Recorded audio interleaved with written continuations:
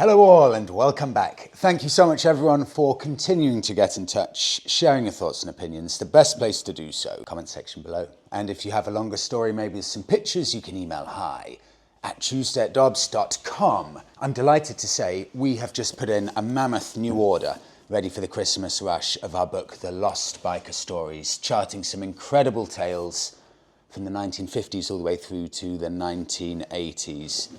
This was about probably over a year in the making, getting stories from all over the world to make that. So if you're looking for something, maybe a Christmas present, maybe a stocking filler, they're in stock right now. And also, these have been so popular. This is our Kalima tool roll, Libertatia, British fabric, made right here in Ipswich, England. That's our Kalima. It's been sold out for a week or so, but now Monica's mum, Rasa, who makes all of these by hand, start to finish, she's just finished another batch of those. So they are fully in stock, and again, they'll be fully stocked up for Christmas in black and Kalima. Let's start.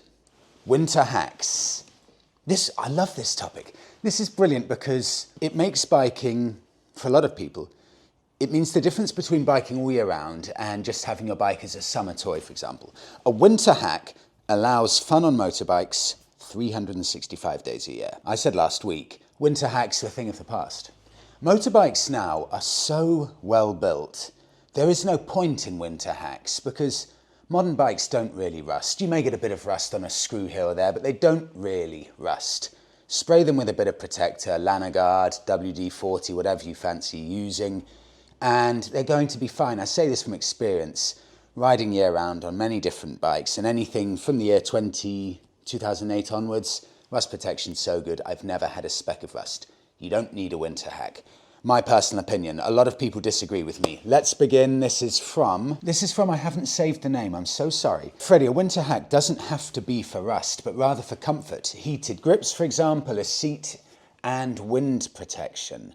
I'd get, if it were me, a maxi scooter 500cc plus with all of the fixtures, and I'd put it on knobbly tyres for grip. Thank you, Mr. Unknown, for that. Do you know, I actually think this is one of the best recommendations possible for winter hack. I think this is actually the best tip for winter hack. Think about it. Maxi scooters. Lots of wind protection because of a scooter, so you get total leg and body protection. Plastic everywhere, so you're going to have lots of little nooks and crannies for storage.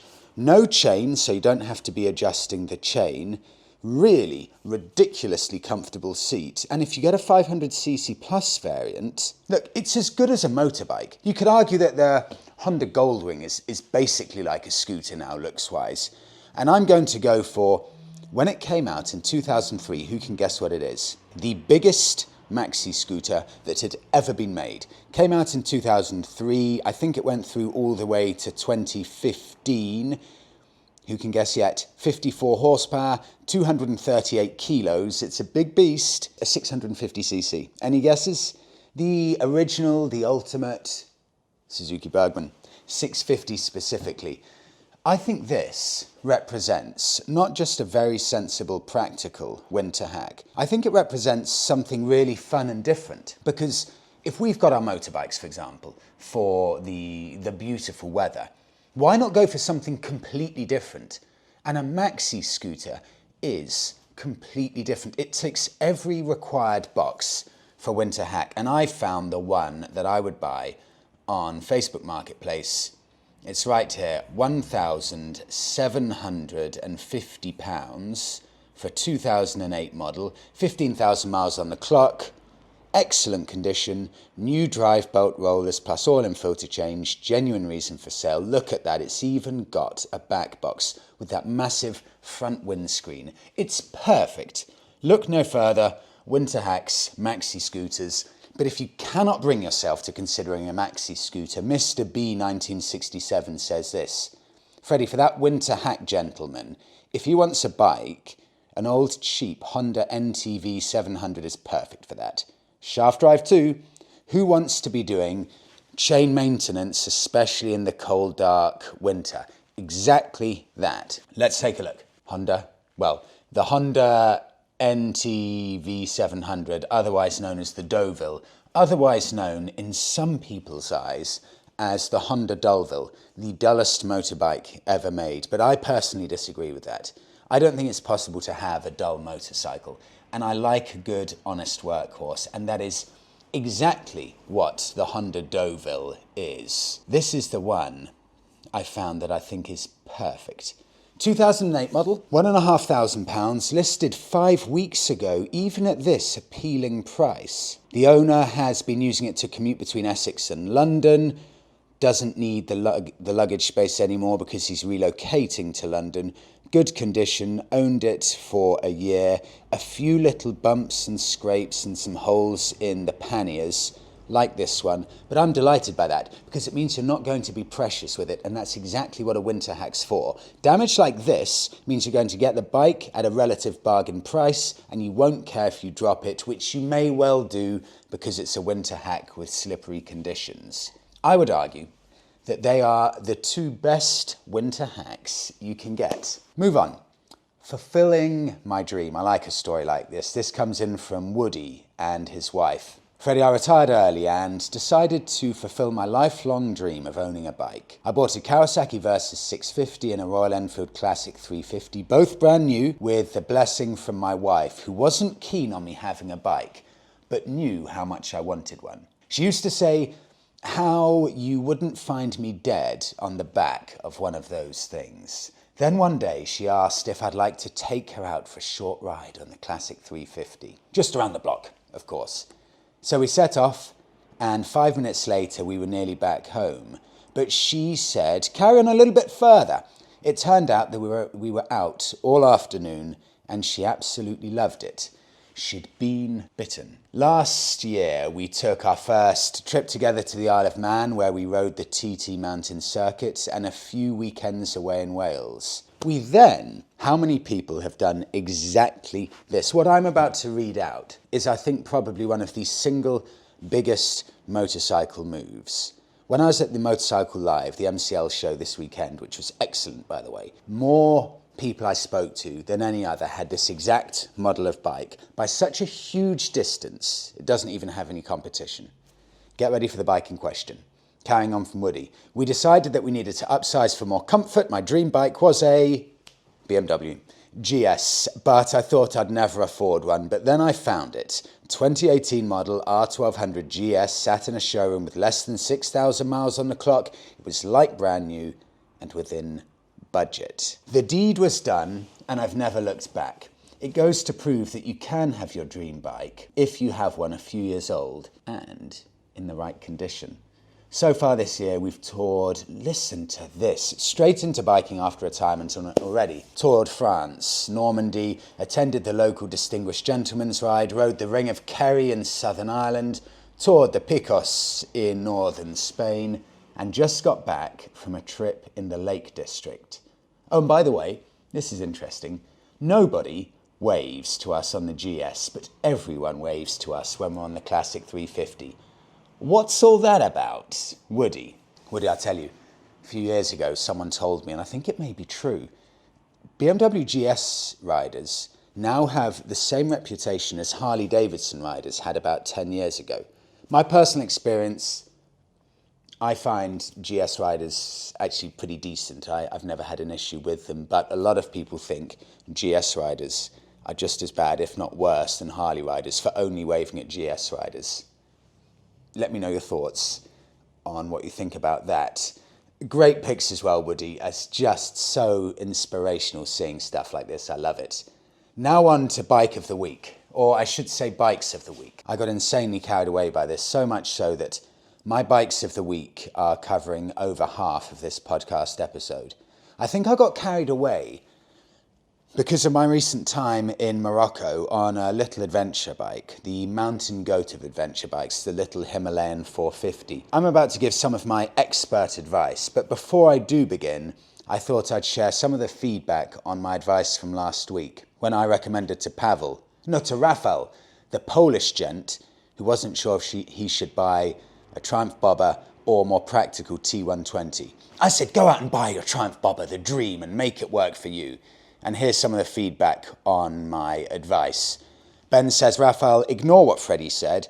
The Bobber isn't the bike for the comfort and range issues you mentioned. And Mr. Dino's Cool Vids, he thought he'd just dig in that dagger a little more to me, and he said, Freddie hasn't a clue. So thank you both for that. Well, it's nice to be appreciated, isn't it? So I thought, because all of my feedback, or all of the feedback on my tips and expert knowledge has been so well received, why not give some more of my opinion? This is a really good one. This got me carried away. So, this is from Nathan. Freddie, my wife and I own, oh, this is brilliant. We own 2018 T120s, each of us. We are native Floridians, and we've been spending our time traversing Florida, as there's always so much to see. We're planning a trip from Florida to the Arctic Circle.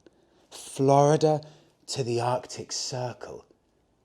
I love this. I often watch overlanding, like Jeep Wranglers, the Americans, doing the Arctic road trips up on motorbikes, Jeep Wranglers, Toyota off-roaders, stuff like that. Because it's your equivalent, the Americans' equivalent, of us going up to the Nord Cap in Norway. So it's so funny seeing just the little differences in the people, the houses, the scenery, and also how similar, really, a lot of the scenery is from the Norwegian Arctic Circle compared to the American, the Alaskan Arctic Circle. What a trip. Okay, so remember this. Big trip planned, Florida to the Arctic Circle. The trip would be 10,000 miles. Wow. Over the course of a few weeks, and would include large stretches of pavement and, remember this is important, and gravel and off-road sections. Those things in mind, where we go back and forth on upgrading the Triumph Bonneville T120s to be able to make the trip. Adding, for example, a windscreen, updating the suspension front and rear, updating the seats, adding cruise control, and so on. However, the other option, one we are fortunate to be able to consider, is picking up a pair of adventure bikes. We're looking at middleweight bikes, so things like, for example, the Aprilia Tuareg 660 and the Yamaha tenure, the T7. They come to mind, but we truly can't decide. We're also both relatively tall people. I'm 6'4", my wife being 5'8". So on longer rides, the pain does become very real. We've seen you do thousands of miles on the Bonneville, so we could go either way. What do you think? Nathan. Right, Nathan. I'm so glad you asked this now. It's like it's perfect. It's meant to be. Because on my recent trip to Morocco, with a couple of charming Canadian gents, I understood by the end of that week the real benefit of adventure bikes. I'll be completely honest, they did, by the end of that trip, make complete sense. Here's the reason. I can get 95% of places that an adventure bike can get in reality. But it's the way that an adventure bike can cover ground is and was the big revelation for me. We did a lot of off-road tracks, and the Bonneville could just about do 95% of the off-road tracks that we covered. But I'd be going at snail's pace to protect the Bonneville, and I would probably be doing some damage to the Bonneville. Whereas on the Himalayan, you're flying over at sometimes 40 miles an hour off-roading. The suspension's built to be abused. The whole bike itself is rugged and set up for off-road abuse. You can push adventure bikes to the limit off-roading, and they come alive more than I ever knew possible after we did a complete full day off-roading. They're bikes that are made for it. I know I'm stating the obvious here, but it's the first time I've really appreciated it. So yes, I could do most of the stuff on the Bonneville, but the adventure bike, the Himalayan, it does it with ease. You can feel it's made for this. It's made to smash over big stones and go through soft sand and things like that. It's so well suited for these kind of environments. It was just perfect. So instead of doing 15 miles an hour on the Bonneville, being worried about off-roading, I was doing 40 to 45 miles an hour, and the bike could still have done way more than that. Total revelation. So I will very happily admit that I see the huge benefit of adventure bikes. I really do, I mean that. With that in mind, Nathan, bear in mind I've still got the enthusiasm from that trip there. I'm going to say, because you say that you're in the lucky position where you can afford these adventure bikes, go out and buy 2 adventure bikes. And more than that, you've picked 2 incredibly good options here. Let's take a look at what you've picked, because one of these is going to be the bike of the week, but in reality both could be. I love them both. We'll start with the Aprilia Tuareg 660. This model came out in 2022, so we'll be looking for something within the past 3 years. 660cc, 204 kilos, 79 horsepower, designed and made in Italy. MCN say this. See, I'm a sucker for a name. Some of the Japanese names, like the NTX 550 or something like that, they're so boring. I want a proper name. Tuareg is a proper name. Named after, this is from MCN, named after the indigenous Saharan nomads. The original Tuareg was launched in 1985 and spewed a 5-strong family of models that remained in production until 1994. And now, the Desert Racer. Sold. The name Tuareg, Desert Racer, all of this, it's all I want to know. I now love any kind of vehicle, car or motorbike, that I think, yes, I could travel the world in it. I don't care if 90% of my riding is going to be commuting to work. I just want to know I've got something that with the turn of a key I can take it to the far corners of the world. There is something incredibly freeing and liberating about that. And now the Desert Race is back, featuring a 659cc parallel twin of the manufacturer's recently launched Aprilia RS 660 and Tuono 660, albeit with tweaked internals for better low and mid-range torque. MCN rate it 4 out of 5. Owners rate it, get ready for this, Aprilia Tuareg 4.6 out of 5. Owners rating. Really impressive. £10,900 for the Aprilia Tuareg off Aprilia's website, brand new. But what's this I've just found while I was preparing the podcast this morning? The Aprilia Tuareg Rally. £12,400. £1,500 more than the standard variant. But this bike came out in 2025, so it was launched this year. It's perfect. There are very few bikes for me. Because I'm appalling with my money with saving, I never build up loads of money because I've got the attitude of, if I've got it, I spend it. But even for me, with my bad attitude towards saving, I would consider somehow trying to afford this bike, somehow trying to get in place to afford a £12,000 bike. And it's not often I say that, but this is so special, the way it looks. It's so evocative that I would consider taking a loan out for it. It's perfection. I cannot tell you how much I like this bike. Take the normal Aprilia Tuareg and turn it into a desert racer, a Paris-Dakar racer, whatever you want to call it, I don't care. The huge sump guard underneath, proper metal, the high mud guard on the front. Strip back everything, the colour combo, the knobbly tyres, the spoked wheels with the gold trim around it.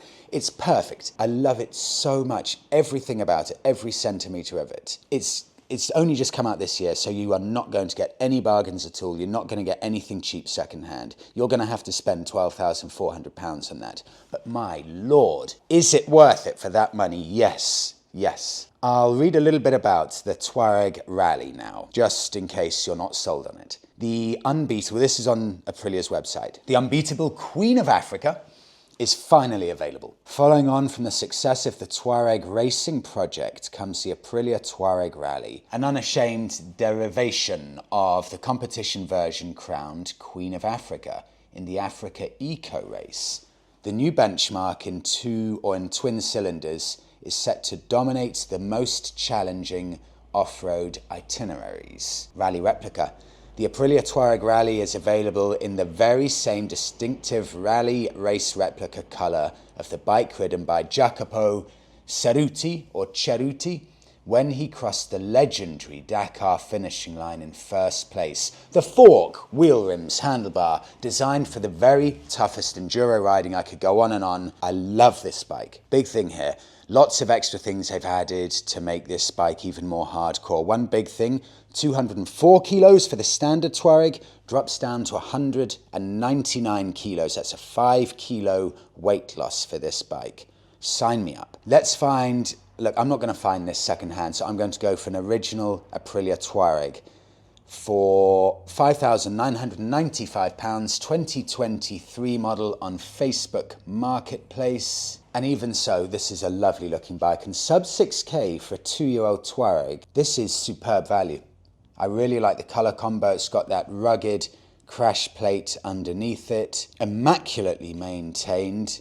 And listen to this, For sale is this low price due to finding a good deal on one of these over here, and I need to sell the bike first. So, purchased in the UK for European riding adventure. I'm based in New Zealand, so sadly it's time to let it go. This is a person that wants to sell it and doesn't care too much about losing a bit of money because they're back in New Zealand.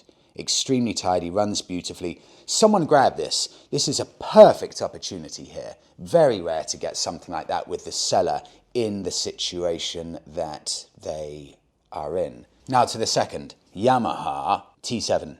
In other words, Yamaha Tenere 700. 2019 to 2024, 700cc, 72 horsepower, 205 kilos. Tenere, what does that mean? Well, that's an equally cool name. That's desert. Well, that's a desert in the Sahara region. So they both have excellent, excellent names. MCN rate it 4 out of 5 stars. Owners rate it 4.4 out of 5. MCN say this: prioritising simplicity. I like this. Prioritising simplicity and aiming to give the rider a fair chance of handling what is still a heavy bike for off-road use. The Yamaha Tenere 700 was set to be the most manageable bike in its class when the tarmac stopped and the dirt began. So it offers stripped-back riding experience during a time of increasingly complex rider electronics, one of the lightest middleweight adventure bikes, and possibly, from MCN, the best all-rounder for the money. We had two big gents, Big D, Dave, and Mark, who are both on Teneres on our trip, and they both really liked them. In fact, Mark liked his Teneres so much on the trip to Morocco that he was looking at buying one, that completely sold on it, completely. £10,104 for the base version. Similarly to the Aprilia, if you want the rally version, that's £11,104. I think the rally version's worth it. I like the extra ruggedness, again, the bigger crash plate. A lot of them have the higher mudguard, a few extra bits. £1,000 well spent, I think. Again, it looks like it's ready to compete in the Paris-Dakar, any kind of rally, straight out the box. I really like that about it. And on that vein, you've both got, over in Canada, you've both got Triumph Bonneville T120s. So, wouldn't it be nice just to go completely different? If you're going to get an adventure bike, go hardcore rally spec adventure bikes. So Nathan, that is what I think I would do. One of these two, no question at all. Let me show you what I found for the Yamaha. I've specifically looked for the rally one, and I've specifically looked for my favourite colour for the rally one, a kind of baby blue colour. On Auto Trader from Sports Bike Shop, £7,890 for a 5-year-old bike. That means, in relative terms, it's only actually about £3,400 cheaper than getting a brand new one from 2025. It's only depreciated about £3,300 in 5 years. That's how appealing and highly regarded these 700 Teneres are. I could be tempted by one of these. I mean that, hand on heart. So there are options, and what options they are. So I have to pick a bike of the week here. I don't like staying on the fence. Okay, if it were my money and money wasn't an issue, I don't know how much you've got ready to go, Nathan, but look, I would go for that Aprilia Rally. But it's brand new, and it's perfectly good value, £12,000, but it's still a lot more than if you go second hand. But if I had my pick, forget about money, I'd get the Aprilia Tuareg Rally. If not, look, that Tuareg second hand 2023 model under 6k is almost impossible to ignore. I think I would go for that. I think that's a phenomenal deal for such a new bike. So there we go. Queen of, what was it? Queen of the Sahara? Queen of Africa, my bike of the week. Thank you so much everyone for watching. I really hope you enjoyed the video, and I forgot to mention, I hope you like my new Victorian desk that I picked up on Facebook Marketplace. I finally found my desk for podcasting. Thanks all. Have a great week. I'll see you in the next one.